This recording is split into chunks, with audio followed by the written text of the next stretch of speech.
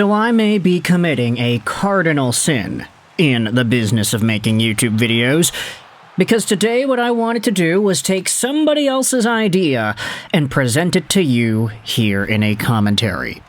Don't worry, we'll give credit where credit is due, but I wanted to showcase a post that I saw on the Montreal Canadiens r/Habs subreddit that dives into the Montreal Canadiens, of course, and how everything seems to be coming together. If you weren't excited for the Montreal Canadiens heading into the 25-26 season, maybe after hearing all this, you will be. If at any point you enjoy this content, feel free to leave a comment as well on your thoughts. It helps us out with the algorithm. I'm going to leave a link in the description to this post made on the r/Habs sub by Impressive Relief 37. Breakout year? Question mark? Is it me, or does it feel like it's all coming together? Pretty catchy tagline, right? Well, let's dive into what it is that this Impressive Relief 37 says that feeds into this thought process. Number 1. Kirby Dach has a much better post-surgery rehab and a lot more maturity. Number 2. The Zachary Bolduc acquisition. The kid looks smart and poised to succeed. Number 3. Demidov. Number 4. Lane Hutson not being selected by Team USA, fueling his fire even more. Number 5. Noah Dobson arriving, stabilizing the defense further. Number 6. Patrick Laine in the right mental and physical state. Number 7. The young veteran core with another year derrière la cravate, understanding more what they need to get into the playoffs and win. Number 8. Marty St. Louis with another year of experience, looking extremely well prepared at making this team take the next step. And number 9. Florian Jacquet, Owen Beck, and Oliver Kapanen fighting with Veleno and Blais for the last few spots in the lineup. What more could we ask for before the start of the year? It feels like everything is falling into place. What a time to be a Habs fan. I don't think I've ever been more hyped. Now this list is really good. There are 9 very legitimate thoughts in here that all can fuel optimism heading into the year. There are some comments in the comment section below. I don't want to get into all of them, but there are some folks that are saying similar things like, hey, these are all nice and happy to hear type of things, but none of these are guarantees to actually make the team better, and you can say that they are all hypothetical if situations. I think the top comment summarizes it pretty well. As excited as I am for this coming year, all these points are a lot of if. The things are trending in the right direction, but a lot of those things still need to fall into place correctly for everything to fit together.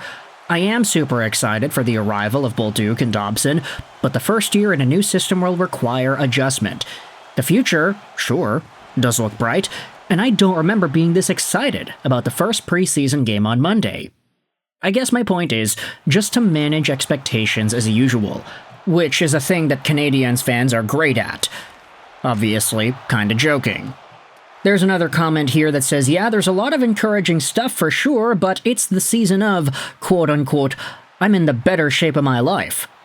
I'm not setting myself up for disappointment. Cautiously optimistic, but there still are a lot of question marks. Essentially, what that means is, yeah, I'm in the best shape of my life. A lot of players, all the time, they always say this, oh yeah, I'm in the best shape of my life, feeling good, heading into the locker room, I'm ready to go, and then sometimes they'll have a crap season. It happens once in a while. No player, unless you're in that upper echelon of player, is guaranteed to having a good year. Heck, even the guys in the upper echelon of players sometimes have stinkers. Look at Elias Pettersson. So anytime a player comes in and says, yeah, I'm in the best shape of my life, obviously they're saying it for the media. Obviously there is probably a part of them that does believe it. But at the same time, none of that guarantees on-ice success. We're just going to have to wait and see. And a lot of these talking points for Montreal, while it's true they can fuel optimism, I mean, I'm not going to go out there and say that you're an idiot for getting excited about Ivan Demidov. But there are a number of things here that need to go right in order for everything to properly come together. Doc is looking great. We just made a video about him yesterday. He went through an entire rehab that was a lot different from the rehab he had last time, and he's looking good. He's saying the right things. It sounds like he's got the right mentality heading into the year. Same with Patty Laine. This guy's got his swagger back. He's got his confidence back. He's looking and sounding great. More experience for these guys that are young and developing. More experience for Martin St. Louis. Lane Hutson should be lighting a fire under his behind after Team USA snubbed him from their Olympic orientation roster. Of course, all of these things make you believe that, yeah, things are probably going to be better, but we just have to wait and see. And that is totally not to put this entire burning fire for the Montreal Canadiens out. If you are excited, then absolutely, go express your fandom and be excited. That's the best part about being a sports fan.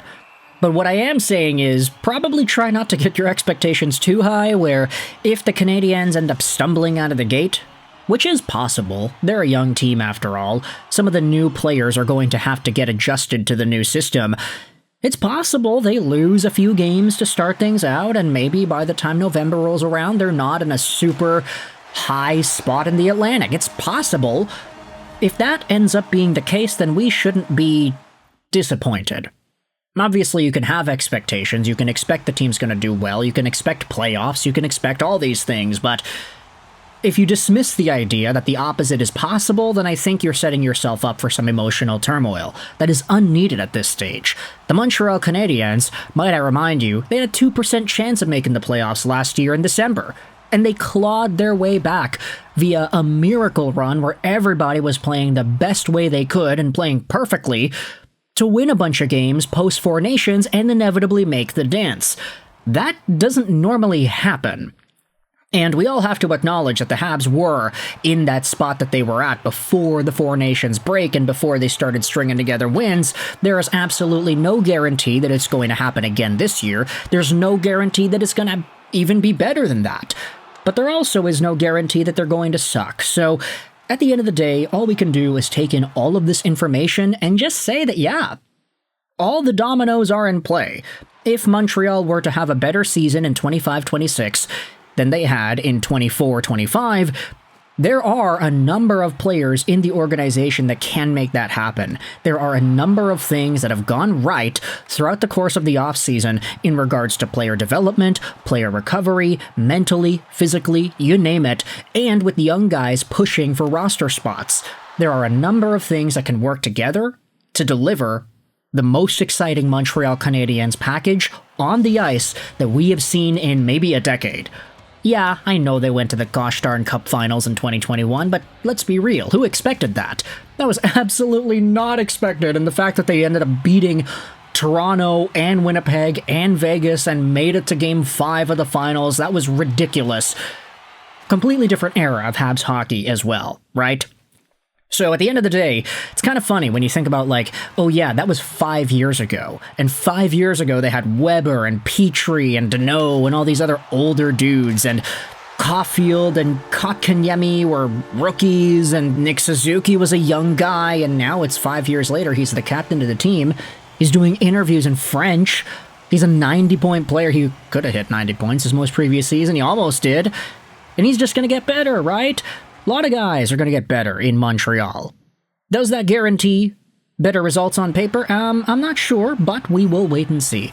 Which I guess is the entire point of this video. Everything is coming together for Montreal, but maybe it is a little bit smart to not fully buy into the Stanley Cup odds of Montreal winning it all in 26. Right? I don't know. You can let me know your thoughts in the comment section below. Leave a comment, it helps out the algorithm, I really appreciate it. Also, if you liked this video at any point, feel free to leave us a rating, positive or negative. Even if you disliked it, that's totally fine as well. I hope you enjoyed, though, this Juraj Slafkovsky 9, and bye.